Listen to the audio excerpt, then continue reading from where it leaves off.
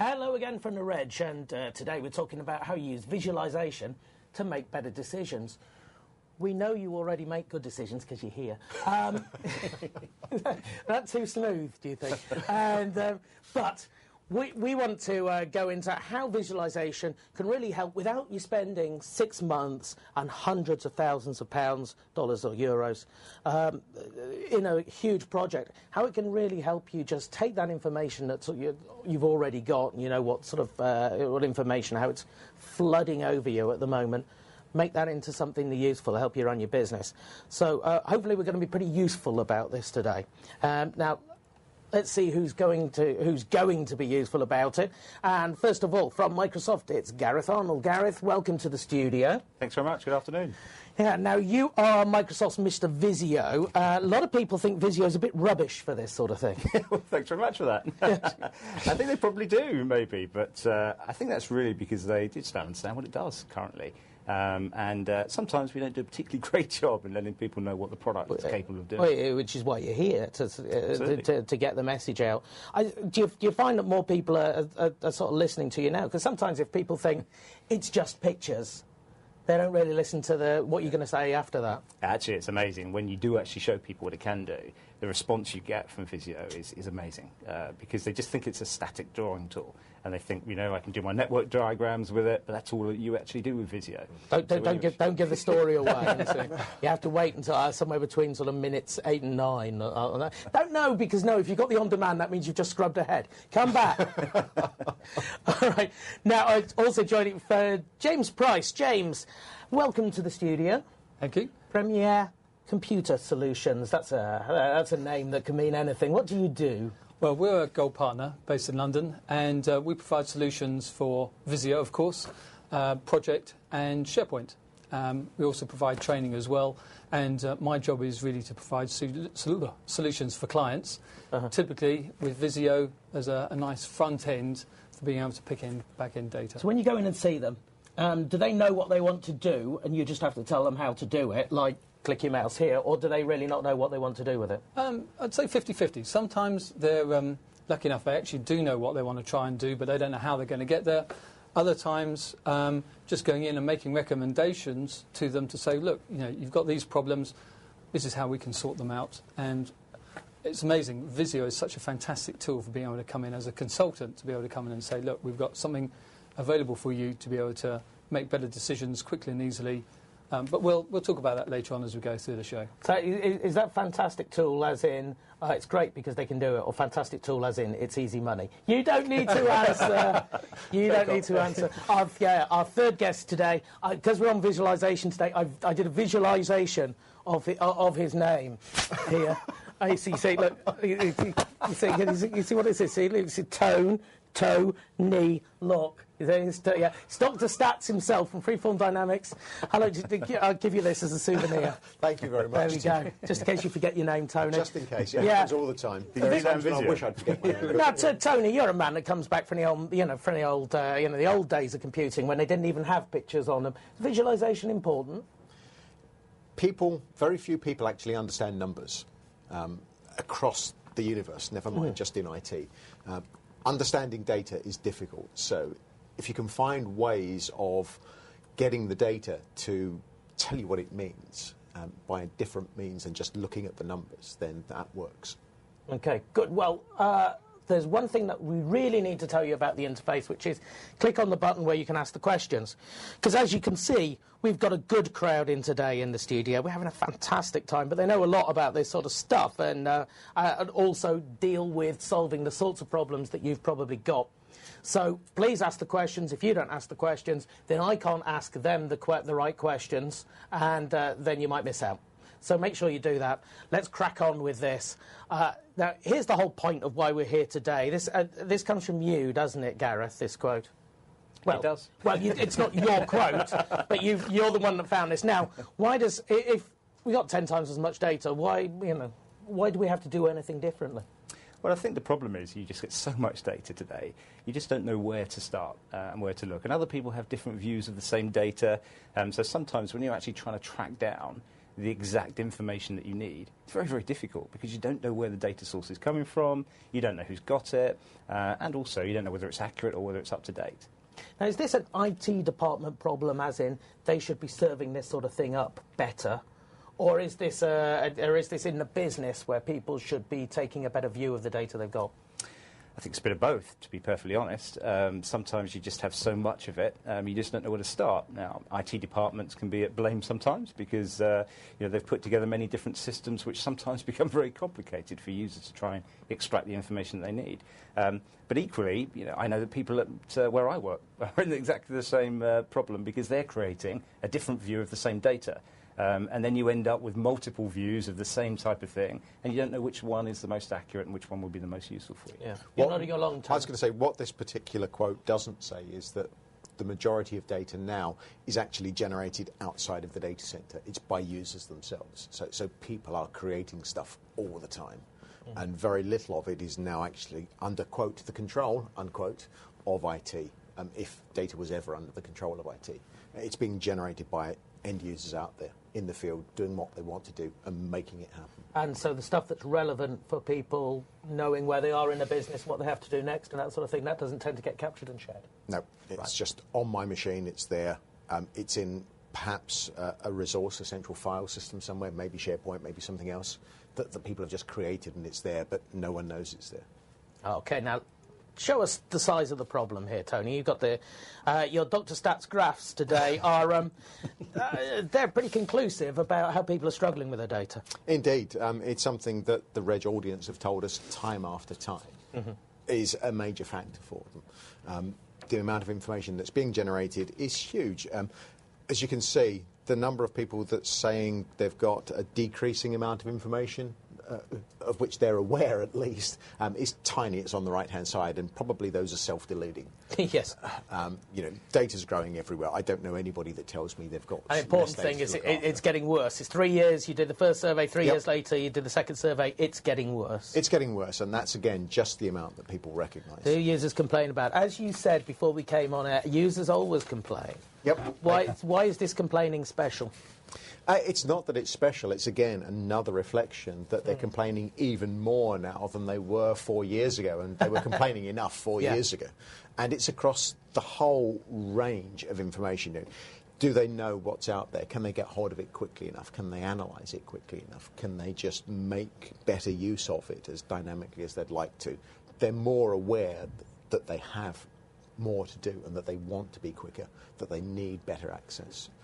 That awareness is growing, and with that awareness, the amount of pressure they're putting on the Reg readers who are out there now looking at us is growing. James, scattered, inconsistent data, not available quickly. This is the sort of complaints that people bring to you. Oh, absolutely. And what we need to do there is just be able to identify that and just make their life easier, to be able to just analyse it all out. Is there a job, first of all, in cleaning up their data sources, or is that not necessary? A lot of the time, probably not. I mean, obviously, garbage in, garbage out is always a factor on these things, but typically you've got the data there, you've just got too much of it, and it's all over the place. But I also think the data may be there, but people don't know where to find it. And that's the issue, or it's actually not relevant for what they're trying to achieve with the data. That's one of the problems. Yeah. Or sometimes simply that people have created different views on it so that it looks different, and so there's a lot of apparent conflict between information as well. So what's the latest, the best, the most accurate version of the truth? We trust this is your problem. If there's a particular bit of this problem, or if we've completely missed your problem, do let us know, because I'll make sure that we get it into the Regcast later on. Business intelligence as well. We often do Regcasts on business intelligence, and your statistics on this are always depressing. Indeed. People don't know what they don't know. They don't know how to analyse what they have. They think that the tools they're using are inadequate or only partly address the sort of problems they're looking at. Would they want things to be better? Certainly. We know that. The Reg audience tell us time after time that they want to be better at helping their users. Now, it's good that no one would ideally want fragmented and inconsistent, limited or no business intelligence. Strange, that, isn't it? Yeah. It's really surprising. So that in itself is encouraging, but the general statistics are not. Do you position Gareth, do you position Visio as business intelligence? Absolutely. I think it's one of the most powerful business intelligence tools we have, purely because it takes data, and we'll be showing you an example of this later, and it just visualises it. It just makes it very, very easy. So if it makes it easy for people, then it makes it, therefore, a lot easier to make a decision, because you're viewing the data that you need in the view that you want, so you can act on it. Rather than trawl around looking for the information source, you can see it immediately, and you can act on it. In essence, numbers are important, but it really comes down to understanding. What do they mean? How can we use it? What can we do with this? And so, and this is to your point of where is the data? It's spread across all these different places. Yep, it's all over the place. It's literally wherever people have put it, wherever they've found something, started to exploit it, and then forgotten about it, and other people don't know it's there. So it's in files, it's in spreadsheets. Spreadsheets, by and large, are the analysis tool of choice of almost everybody, rather than something more sophisticated today. Whether that's the right way for things to be or not is, to a degree, irrelevant. People have information all over the place, but they want to do it better. There is no central pool where data lives. Well, follow on from that is just to note, with all that data, is how can they just consolidate it easily? And a lot of people just get stuck, even just trying to sort of get started on that point. But to be clear, we're not talking about consolidating as in moving the actual data or giving people a whole bunch of rules about where their data has to go, or they're not allowed to keep it locally. No, or it has to be reconciled into some giant database. No, we're just saying, just pulling it all together to make it more meaningful. And sometimes we just have so much detail. We have data on data on data. I just want the top line. Just give me the information that I need. And that's the thing that we lose out on. Yeah. I can imagine that's probably Help me understand. I imagine that's probably the case in Microsoft. You've got a lot of data. I mean, just the amount of PowerPoint slides you've got over there, guys. I mean, that's a large data store in itself. It's actually the case in the Reg as well. The audience out there don't tell us them. information all the time. Don't tell them. They trust it's great us. that they give us information. Our business intelligence capability is fantastic. Now, okay, so this is basically what we end up with, and actually this is prettier than most spreadsheets that we see. But the problem with this is we can't actually see what it means. That's the problem, isn't it, Gareth? I think so. That's what the point I was making is it's just data on data on data. And in the end, what is it telling me? And then when you start to look at even more powerful spreadsheets, you start to look at pivot tables and all these sorts of things, and you think, oh my goodness, I have no idea what I'm doing here. I'm not a rocket scientist. I'm just somebody who needs to make a business decision on something. But we spend a lot of time, and we've invested a lot of time in training an Excel capability. Every organisation's got someone who knows all the functions in Excel. They know how to do things. They produce spreadsheets for you. They click on buttons, rows collapse, everything. You're saying after a point that's wasted effort. Well, it depends on the consumption of the data and what you need it for. Some people don't need that level of detail in data. Some do. And, I love Excel. It's a great product. You better do that because the Excel team's probably watching. Exactly. Yeah, they're outside the door. But I probably spend more time in Excel than I'd actually want to. Because I'm trying to find an answer to a solution or to a problem. What I really want to do is I just want to be able to visualise what it is I need. I just need the top line information so I can make the decision. Yeah, there's no one on their deathbed who's saying, if only I'd have spent more time using Excel in my life. Well, there may be a couple. We all know that there's not. No, but the serious point with this is that this is good for a certain level of analysis. That's not necessarily what we're looking at today. Yeah, and also we should think it's not just about Excel here. It's about all sorts of database engines that churn out rows and rows and rows of data and information and numbers. Visio is a product that will be able to take multiple data feeds and be able to do something with it. Mm-hmm. Okay, well let's then just have a look at what we are talking about today, having sort of like badgered you to say what we're not talking about. You divided this up into some levels. Take us through the levels of visualisation. So I've put together 4 basic levels of visualisation. I think the first one is probably people are aware of Visio to a degree, and that is doing static diagrams, drawings, network diagrams, maybe organisational charts. And that's what I would like to call as diagrams as kind of a static drawing. But there's more to Visio than that. There's more to business intelligence than just seeing a flat diagram. Mm-hmm. So we then move on to what I determine as diagrams with shaped data. And what this means is that you have an image of something, and you can actually add additional data to it. So if you, I'm going to show you an example of an organisational chart. A lot of people use organisational charts.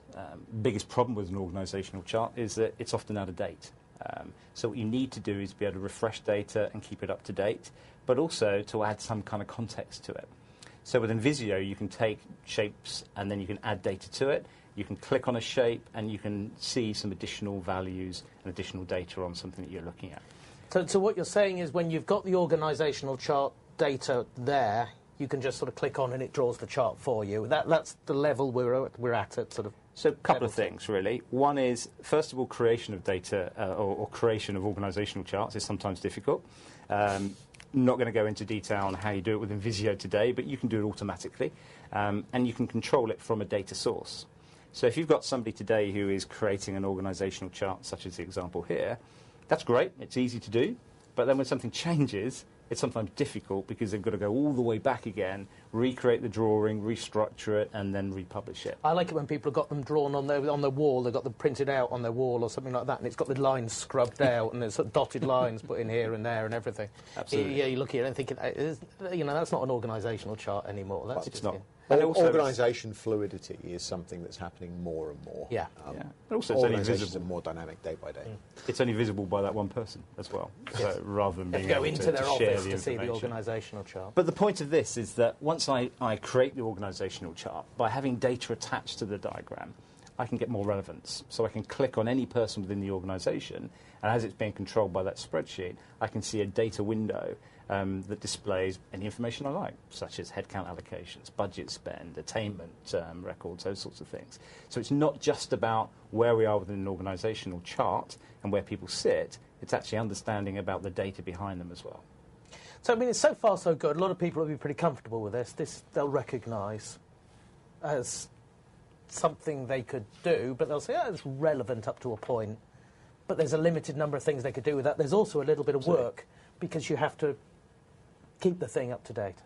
Yes, and also it's only on this occasion, it's just showing one particular type of data, which is some information I've put into it manually. But if we move on, you see the next area of data visualization is where we can automatically link data to a shape. And this is where it starts to become very, very exciting, particularly when talking about business intelligence and needing to be able to understand what's going on with a particular area, a business, an organisation, a structure, a team.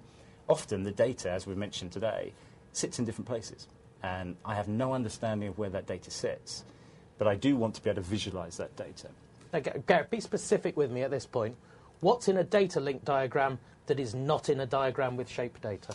So the first example is really where I just took a shape, in this case an organisational chart, and I've applied some data to it. Shape is it's a slightly technical term in Visio, isn't it? Well, shape can be anything, really. Shape could be a box in an organisational structure. Shape could be a county in the UK. It could be a piece of machinery. Within Visio, we can create absolutely any shape, either freehand or scan them in, and then you can apply data to those shapes. Okay. Yeah. But what we move on to here is where we can then start to have that data being refreshed automatically. So rather than me just have an example of a box or a shape, and I've typed in some information, or I'm controlling it from a single source, such as a spreadsheet, the real power of Visio is where we can start to bring in multiple data sources and use Visio as a central repository for all of those data feeds to come in. So if you think about an organisational structure today or a team, if I wanted to look at a performance of a team, I'm probably going to have to look at multiple data sources. What we're going to have to bring into places. this? We're going to have to bring in... I'm going to show an example of that. I'm going to show you where you may well bring in information from Oracle. Yep. You may well bring in information from a SQL database. You may bring in information from Access or from Excel. But as a user, as a consumption, or as somebody who's consuming that data, I don't want to have to worry about that. You don't care. I don't care. I don't care where Potentially it you is. could be pulling in information from systems management tools as well. Absolutely, yeah. Depending on what it is that you're looking at. The example that I'll show you in a second shows that I want to see the performance of a team. It could be a performance of a product for people out there. It could be the performance of a geographical region. It could be absolutely anything, so I'd ask people to open their minds.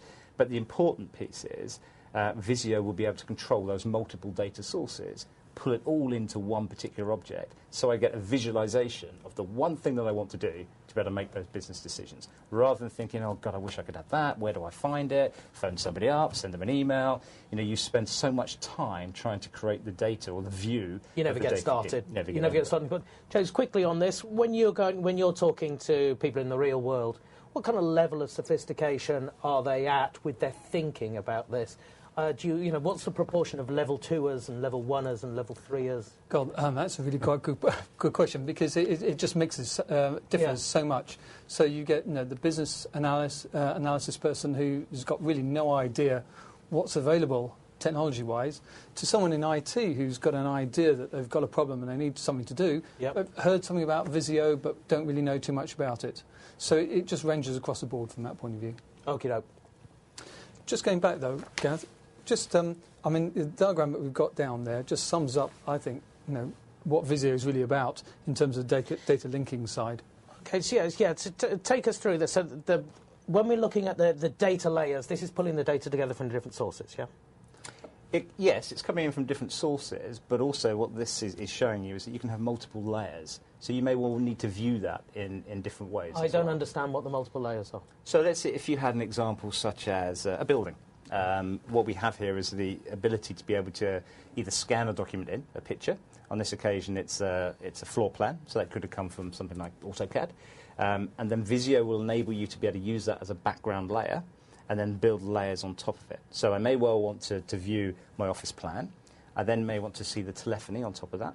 I may well want to see furniture on top of that and PC equipment on top of it, or be able to bring all of those levels together, all those layers together, to give me an overall view and perspective of what's happening. But I may well want to take those layers out as well, to just view individual ones.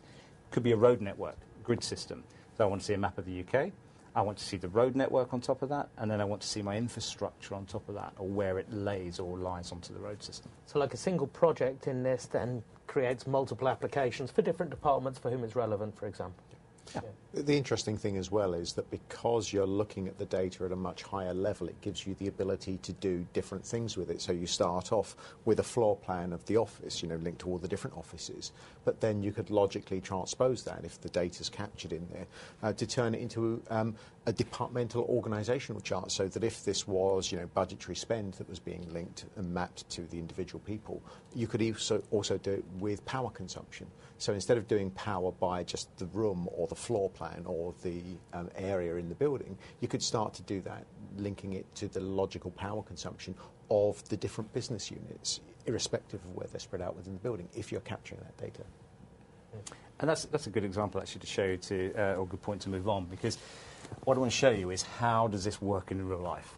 If I'm somebody who wants to monitor performance of something, as we mentioned before, if I want to see a team and what's going on within that team, I need to be able to get a view, very quick snapshot of what's happening, but also be able to control those multiple data sources, because the information, as you quite rightly pointed out, comes from different places.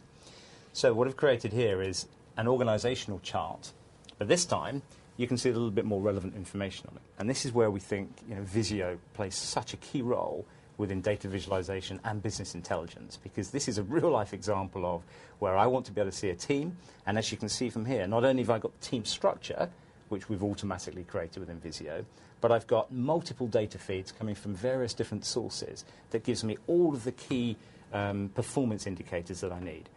The other thing that you'll notice here from Visio is not only has it sucked in that data and it's displaying in a graphical way, so rather than have to look at sheets and sheets of numbers, I can see it instantly, but it's also monitoring behaviour. So when there's a problem, something changes. It will change colour. So on this occasion, this poor guy there, his box is red. The reason behind that is because his attainment is so low. Yeah. So not only am I seeing all the data, but my eyes are being drawn to something that's happening immediately. So I need to be able to worry about that one key component rather than have to go through a whole list. So the key areas could be a problem with mainframes going down or servers running out of space. I need to be able to look at those objects that are causing the problem first rather than trawling through all the data. But what you'll see on this example is again, different data feeds and being refreshed in different places. Now, again, a real-life scenario here would be I would have one person potentially creating this using Visio, but then multiple people need to view this. So what I would do is I'd publish it using Visio services. I'd publish it to SharePoint so that anybody who has access to that SharePoint server can now view this and can view it in real life, well, virtual real life time. So these sources can be refreshed. I can control the refreshing. So the HR component of this probably don't need to be refreshed on more than a bi-weekly or monthly basis.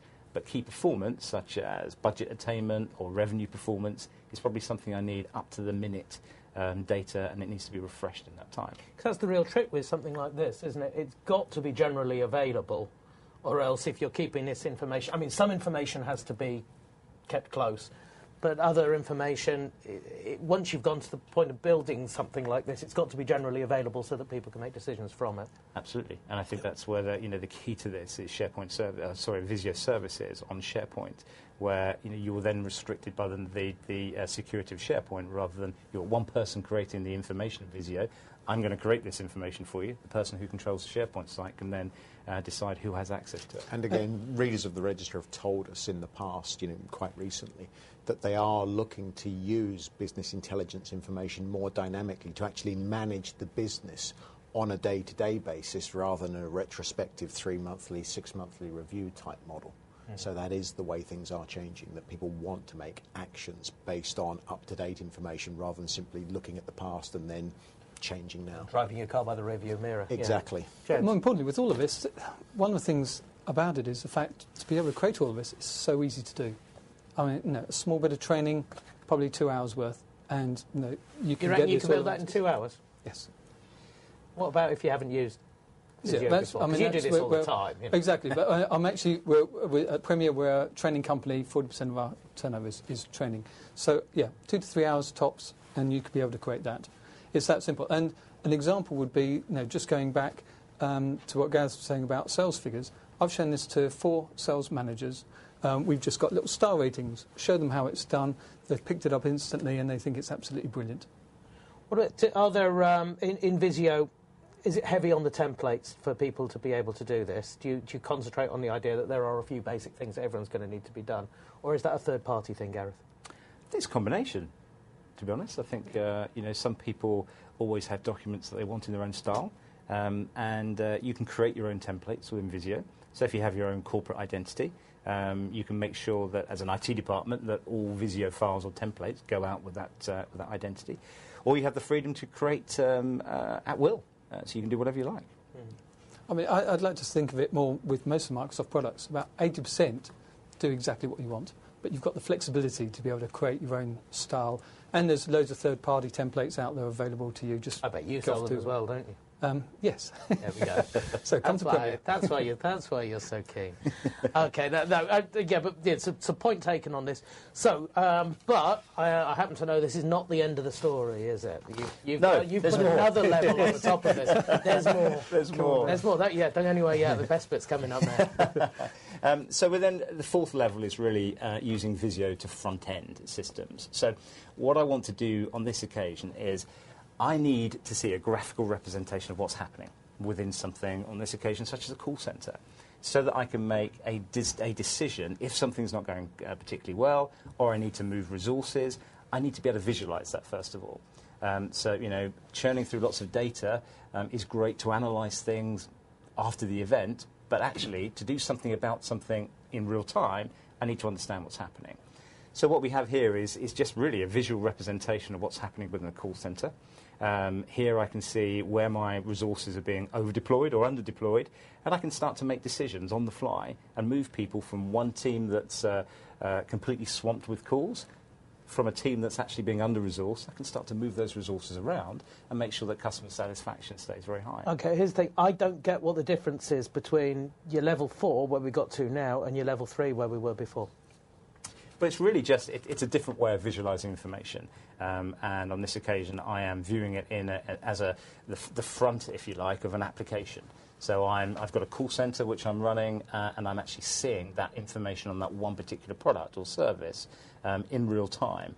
The other example was really taking something that I want multiple data sources to come into, and then being able to understand what's happening within that team. Does that make sense? Not yet. I was going to come to you and say, Can you explain that as well? I think on the third level, it's really, as Gaz was saying, it's just pulling it all together. And the next step is then just saying, just being able to demonstrate it or show it off to the world afterwards. Mm-hmm. Tony, there's a couple of questions coming from people saying, this is all good. Can I do this using other ways, or do I need to go down particularly down the SharePoint route? A lot of non-SharePoint users. You're certainly not constrained to using SharePoint. You can use any system for managing the distribution of information. That's just something that you need a process and a technology inside. You know, a simple file share would do that. But again, you need the process wrapped around it to make sure that the information on the file share is up to date and controlled, and only the right people can see it. So that's just IT as usual. It's just, there are tools that can help make things simpler. So content management tools, a repository, whatever. It makes sense to the business. Yeah, I think Tony's hit the nail on the head there. SharePoint makes it very simple, makes it very easy. But you can still share this data without SharePoint. You can share this data with people inside the organisation who don't actually have a copy of Visio installed. We have a Visio viewer that's free of charge, so that people can actually view the data.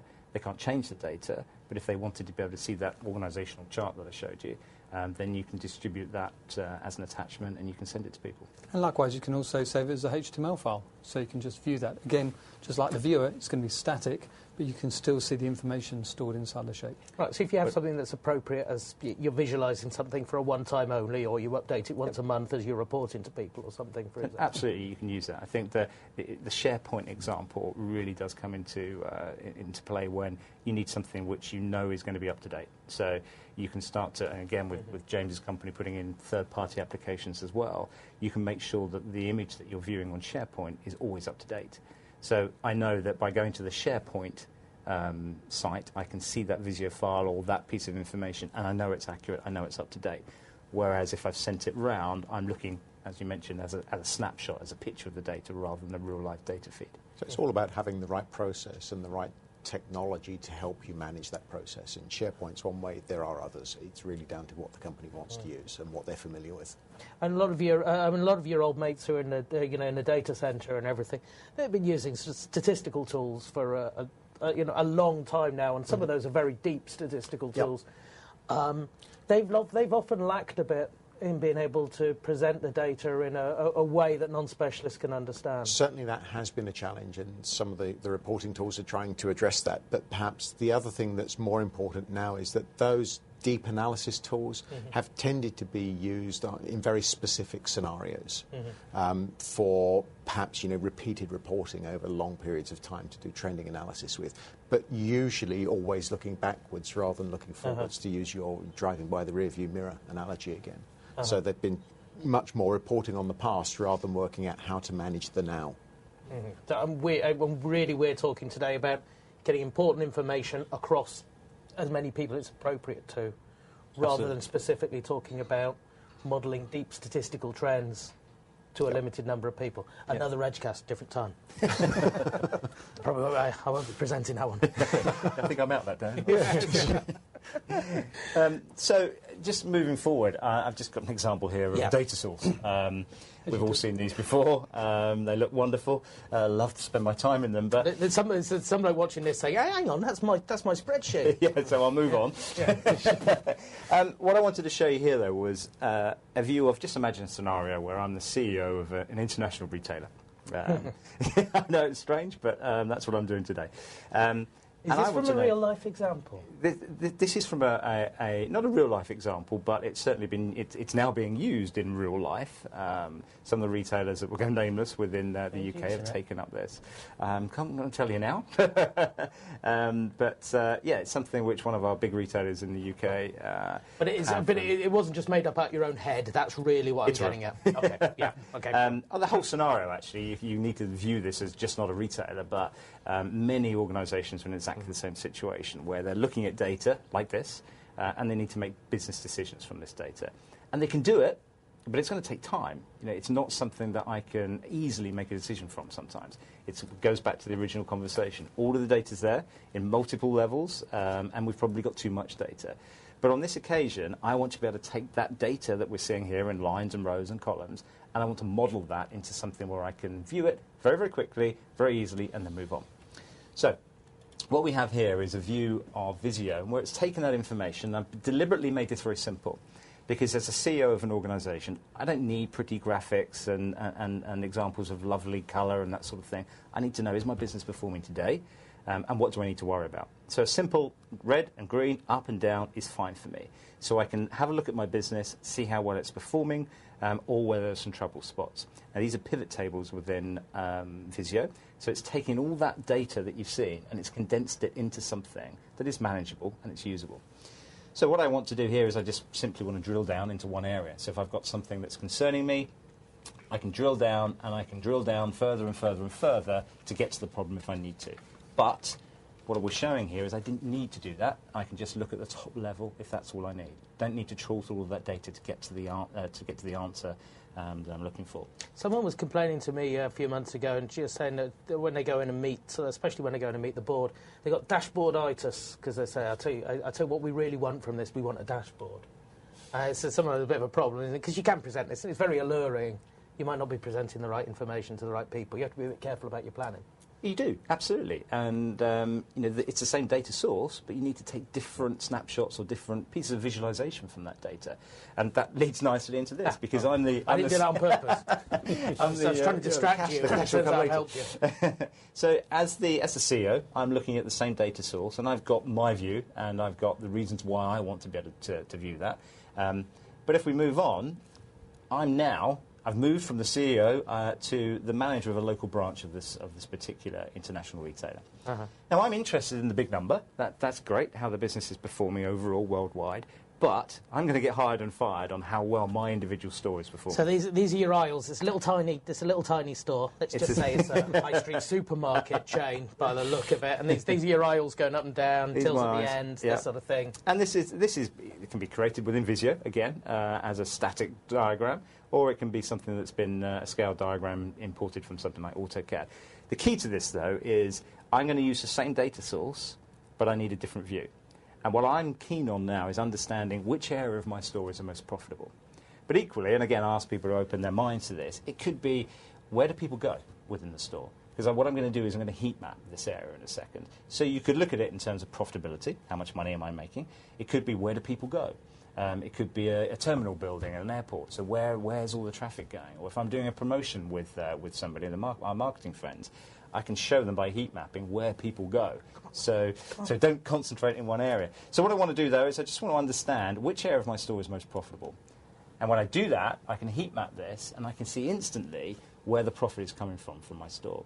You'll also see that this clearly can't be my local branch, because the wines and spirits department is not doing very well. You're sharing too much. It's often a problem with people that come on it. But the snack foods area is doing very well. And clearly I don't snack much. You see, this looks to me to be quite sort of specialist. This looks to be the sort of thing that people who have spent 6 months with a consultant and spent a small fortune, they come up with something like this. Are you actually saying someone in IT can put this together? It's a combination. Sometimes it's a data source, so let's be completely open and honest with people. These sorts of things to do in Visio, it's very easy. But sometimes the trickier part is actually exposing the data, which is where we use our friends and our partners like Premier that have those database skills to make it easy for you. So sometimes it's not always easy to build these things up front, depending on the back-end data source. But once it's there, the actual reward that you get for that and the ability to make decisions far outweighs the actual cost involved in it. But again, it's good data in, good quality out, bad data, then you've got some work to do. The key, though, is once you've got to this point and I can start to visualise what's going on, what else can you do? Where else can you go with that? And just to step this through, what I can do here is I can go through into my snack foods area. And again, if this is on SharePoint, I can also see how well is the store down the road performing. Why is his data different from mine? And if his wines and spirits department was performing really well, why is it? So I can get an up-to-date view of what's happening in his store. I can then give him a call, send him an instant message and say, what are you doing that's so good today? What am I missing out on that you're doing that's... Because I'm going to get sacked. The management, they don't hang around in the supermarkets, do they? So that's what's happening. We've got a red... So I'm going to have a look at, even though I can see that my snack foods area is performing well, I'm keen on making sure that my business is the best in Your my narrative branches. style has got me intrigued. So I'm going to go in. I'm actually going to find out what am I selling in the snack foods area. So I can drill down into this, and It I looks can like a actually scene from see- South Park, doesn't it? I can actually see which brands of snacks that I'm selling. I can actually go down another level even further and apply another layer of Visio graphics that actually shows me, and again it's colour coordinated, which products are selling well, which ones aren't selling well. Now the beauty of this is I'm sat there in my office looking at the shop floor. I can make an instant business decision now that says those products that aren't selling well, either get rid of them and replace them with products that are, or they're not selling particularly well. I can drill down and see how long they haven't been selling well for. So let's start to discount that, offer a promotion, do something to move that stock off the shelf. James, it's got to be driven by the business, hasn't it? Because I can imagine it would be pretty easy to make something that's really quite pretty. And I'm not saying this is ugly, I'm just saying, but you could keep on doing and making things, making visualizations, but then they're no use to anyone. For example, if the store manager doesn't have control over the ranging in the store, for example, there's no point in setting something like that. But I mean, just going back, I was going to mention them as a hypermarket in Kuala Lumpur, Malaysia. Oddly enough. Yeah, very big. We went and did a presentation. Their own IT department knocked up a heat map within 2 days, and they've got it on a huge screen, and they can actually see what's happening instantaneously. And from that, they've worked out that they can make, I think it's about £15,000 per month, increased sales by using it. And that was a mixture of the IT team just saying, right, we've got a perfect solution here, and giving it over to the business afterwards. And it's not finding out any more data. That's the thing. They're not finding any more data. They're just looking at it, just in seeing pictures. well, why isn't the wine and spirits not doing well? Why? How can we get round to sort of being able to extra promotions and that sort of stuff to be able to develop that part of the business? But that's important. It's not creating another level of data. It's just exposing that data. It's just visualising the data. You know, picture paints 1,000 words.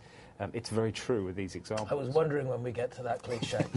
I said that there should be an alarm that goes off or something. Now, help me out here because I'm not very imaginative. How would we say apply something like this in the IT department? The IT department's not thinking. It's not thinking about other people. There's many examples. I've got some other examples of where we're using helped it. You have helped me. You're doing very well. Thanks very much. And I can skip through some of these, but this looks like a huge creation of bubbles and those sorts of things. But this is brainstorming, and it's just a different way of visualising something.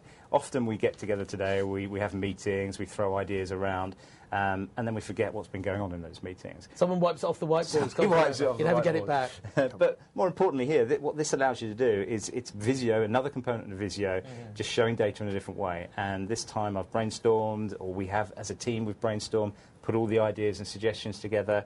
But again, then I can collaborate with people. Because, again, mentioning SharePoint, I can publish this to a SharePoint site. Everybody who I need to have access to that can start to see my mind maps. But because it's on SharePoint, it's also searchable. So I can then start to search other people's ideas and other people's brainstorming diagrams and see whether they've ever come across the same issues as me. It's just not. Well, what's so clever about Visio for this? There's a lot of software that does this. You can get stuff, you can get apps and things from the Apple, from the App Store and free stuff for this. Yeah, I think this is just an example of where you're not showing just a complicated diagram. Visio does all these sorts of things. So again, looking at the first level, you've got static diagram information. So you don't necessarily have to view Visio as doing all the complex, complicated things.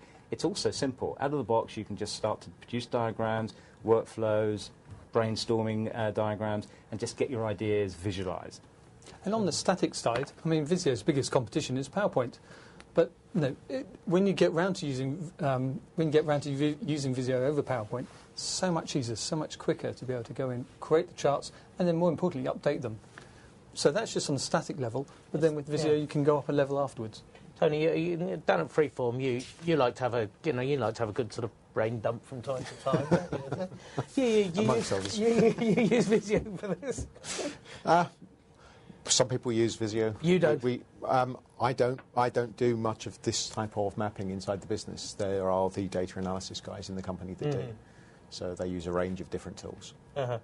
I mean, is this something, from a point of view, like is this a big company thing, or is this, what I'm trying to get at is... No, we're a small company and we use a range of tools. It's not just for big companies anymore.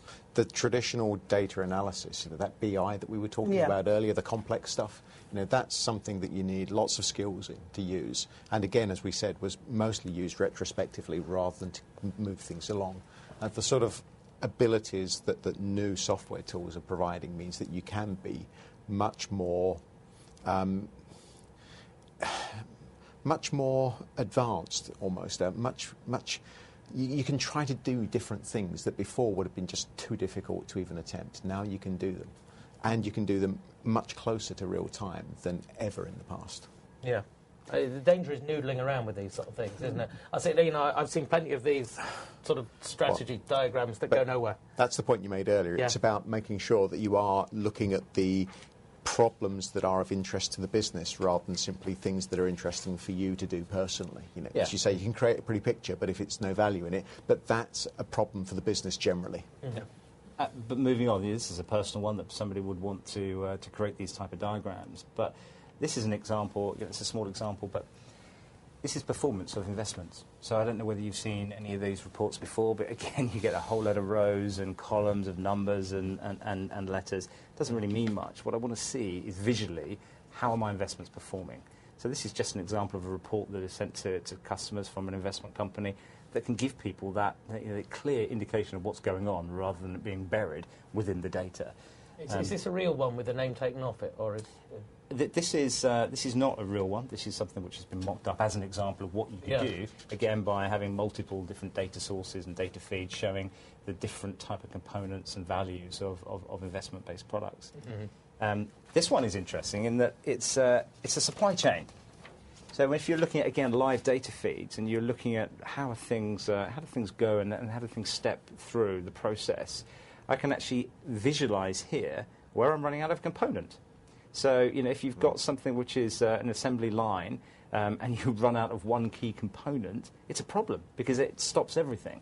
And sometimes those problems, actually, people don't realise they've happened until it's too late. So this, again, gives you an indication of what is the process. People often see Visio as being a great product for doing workflow and for visualising processes.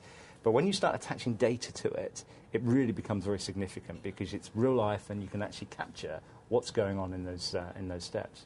James, look at I've got my sceptical face on again. And my sceptical face is, do they really do this in Visio? They do this with SAP and things like that. Oh, absolutely. I mean, there's I'd say hundreds of case studies out on the Microsoft website, which people can go in and actually see of examples of people actually doing that.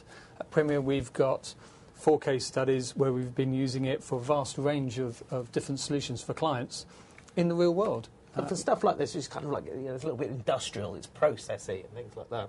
Well, I think, unfortunately for us, it probably looks a little bit boring because, industrial stuff generally tends to be boring. But, for the people involved, this is the data they actually want, and they make live decisions from that. I don't think that it's just limited to industrial process either. Businesses, for a whole range of different reasons, to do with efficiency, to do with auditability and trackability, are getting much more process-oriented so that they can say that they are doing something time after time in order to comply with some legislation or with the requirements of their shareholders to show things. So we know, again, from surveys we've carried out with readers of the register, that becoming more linked into process rather than just doing things because that's the way you've always done them and no way of showing that you are doing the same thing each time is beginning to become something of the past. Process now and better process management is certainly happening in organisations of all sizes. How formalised you can make that depends. If you've got a lot of SAP consultants, then great, you can do it. If you're a smaller business, then you might need to find a different way of doing the same thing. But essentially, it's about making sure that everybody's working to the same process and that you've got the best process in there and you know when something needs changing. And I think also on top of that most people didn't realise that functionality has been there because I think Microsoft haven't made a good job of being able to promote the different solutions available and also just how easy it is to be able to do that. And also from people's point of view, just a lack of possibly imagination as to what they can do with this data as well. Well, it's a point, isn't it? Because, I mean, when you look at the terrible mess that people make, the terrible mess that some people make of something, sort of quite straightforward, like sort of PowerPoint, where when they put something on a PowerPoint slide, it's suddenly harder to understand than it was before they did that. You could make this sort of twice as bad with Visio, couldn't you? Because then if you actually produce something that you're meant to act on, people think the job's done and if you produce a bad PowerPoint visualization, they think the job's done and it actually isn't. Well, hopefully that's why I do quite well at my job, to be able to get that I'm glad you point do across. well. I'm glad you get to Kuala Lumpur and everything like that. It's all the best places, but yes, now, but the serious point behind that, though, is that there is a certain level of... you can mess around with this and create something, but there has to be a certain level at which it has to be tested, and you have to make sure that if you're using this for people to make decisions, that you are producing not just good-looking information, but you have to produce accurate information. Absolutely. Yeah. And let me just move on to I've got a couple more. Again, just showing different views of data and how that can help people. This is a sales team, and I've got some data sources here that just show me how well is that team performing. This could be on anything. It could be on a product or a service. How well is water flowing through a particular container. It's anything really that where you need to understand performance of something. I visualise it very, very quickly and very easily here. I've got dashboards. Again, I'm using colour to see where their problems are or where there are areas that I need to address. That's the key. So rather than, again, trawling through pages and pages of data, I can see instantly which areas I need to address first of all. And then finally, just an example of where you can really take anything within Visio and divide it up and put some data, some relevant data behind it. Again, you can then start to take individual sections of it and drill down further. But again, you can start to open your mind to what you can do with this. It could be a map, it could be a road system, it could be for a financial services company. I want to understand, where am I likely to see more risk for insurance? It could be for a developer, where I want to understand, or a council, where the floodplains, where's the most risk of flood, and colour coordinate that, or just change it. So instead of just reading through reports, I'm just looking at a picture of something, and I'm acting on the data that it shows me. Potentially you could link this in an IT systems fashion to getting your systems management tools to tell you what your resource utilisation on different platforms are. Exactly the question I was linked going to in ask with personnel information on where you've got hot desking, where you've got more people maybe going into a building, so the load there might be going up, so you need to provision more resource to it, things like that. So that's the sort of thing that you could do on a purely IT approach to this. But as you know, Tony, a lot of people's tools for systems management are very fragmentary. They're getting poor data out of them. And they are using lots of different management tools that all need to be combined together. So and you recommend putting something like this? At the moment, the glue that's wrapped on top is the IT professional, the guys out there watching us now. And so something that can help them actually pull in disparate data sources to get a clearer picture without having to sit down and flip through 17 screens to get the answer might be useful in some scenarios. Do you connect into all of this from the box? Yeah, and well, there are also different ways of connecting into our own systems management solutions with add-ons with Visio that enable you to do exactly as you've asked. So you would view the whole of your data network, your data system on a worldwide level if you needed to. And then Visio is something's going to change within Visio, whether a colour changes to red for a problem, or a tick box, or a traffic light, or a dashboard. But what it's going to do is it's going to indicate where there's a problem within the data centre or a network, so you can then start to drill down. Again, if you wanted to, you can use SharePoint, Silverlight, and other different add-on. I was going to say, I guess people get a better result out of it if they use Microsoft end-to-end. Absolutely. I thought that, there has to be a payoff for you. No, it's a serious question. Not many people will. Not many people will have it coming from Microsoft stuff, going through Visio, and then being published on just SharePoint, for example. And this is where partners such as James come in, because they're not always using Microsoft technology. It's not not everybody does have Microsoft technology, or they have a combination, they have a mixture. Again, that's where the skills of our partners enable us to be able to start coordinating those kind of systems together and integrating it all. Yeah, the integration work, I guess, is I guess it's a large part. What sort of proportion of the work well, is actually, most of the integration, surprisingly enough, is we've already got interfaces already there within Visio anyway. So that helps. I mean, there are going to be, say, possibly 5 or 10% of unusual databases which we need to be able to pull in that way. But most of the time, no. With the structure, the ODBC drivers, sorry to be technical, but it just means that you've got most databases covered to be able to take that information in quite easily. The main thing is actually to know where the data is in the first place so that you can get to it. Yes. That's often the hardest bit, actually locating where the truth is that you need to access. Question, Tony, how do you start making a business case for this sort of thing? It's going to come down to the usual suspects, where's the pain that you have today?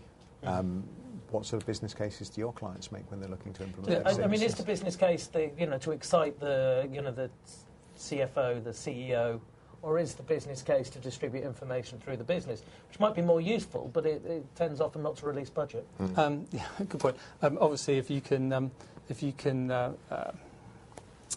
surprise and come up with a very good solution to the budget holders, then obviously that's the first key point to go to. Do you ever do that? Produce something flashy for them? But one of the things is, but the thing about Visio is it allows you to do that, bring up a front end very quickly for people to be able to get a clear understanding of what they want to be able to get out and how it can overcome problems. And I think Visio works very well from that point of view. It's interesting that when we have been surveying the audience over the course of the last 2 or 3 years, we have seen a progressive growth in terms of the willingness to spend money on business intelligence type reporting, because there is a demand from the business units for it themselves. It's not an IT driven thing. The business wants more. So it's kind of it's finding the right. Reacting to. It's almost finding the right part of the budget in which to place it. Rather than being a systems management tool, as a business reporting tool, and that might be easier to do than a systems management management tool has visibility only to the IT department. So. And it's very hard, as we know from, again, the audience, to get budget freed up to buy new systems management tools, but to actually report business progress is something that the business is very keen on for all sorts of different reasons. OK, guys, we're going to have to wrap up in a couple of minutes, but what I want to get from you is the idea that if anyone's been watching this and they're thinking, I could have a go at that, what should they be having a go at? Where should they start? How do they make sure that they don't spend 2 or 3 days noodling around with stuff and then manage to create something that sort of, is no good, apart from saying how many paper clips there are in each office or something like that? Well, I'm glad you put this up, because the Visio Toolbox site is great, because it takes a number of different scenarios. It takes people, if they're looking at network information, or I'm an IT manager, or whatever aspect of the business you were in. There are different examples and scenarios that we go through how you would use Visio. And I think that's a great starting point. You can download the product, you can look at case studies, you can see where people have actually taken the product and the benefit they're getting from it. And there's demonstrations, and you can see. Most people who look at Visio today are shocked by what it can do. Because they, as we mentioned at the beginning, they're used to this kind of, it does network diagrams, doesn't it? Or some org charts or some kind of flowchart stuff. Have no idea that it can actually give them the benefit that real, true data visualization gives them today. And that's a great starting point. I think they like the idea of people being shocked by it. Like this. This is Visio. Oh, my God. No, we have that. I'm sure some people do that. You'd be amazed. Quite a few.